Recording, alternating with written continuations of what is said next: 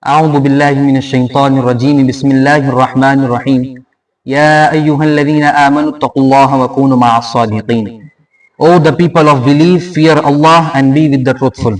In this verse, Allah commands us to surround ourselves with the people of truthful and honest. This is not a suggestion but a divine guidance from Allah subhanahu wa ta'ala for our spiritual well-being. In a narration of Jamia Tirmidhi, Hazrat Abu Huraira radiallahu anh narrates the hadith. Some of the companions came to the Prophet alayhi salam and asked, "O Allah's Apostle, why don't you joke with us?" So the Prophet replied, "It is not that I don't joke with you. I say nothing except truth."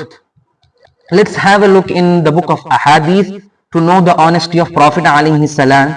In a narration of Zujajatul Masabih, Al-Hasan al-Basri radiallahu anh narrates the hadith.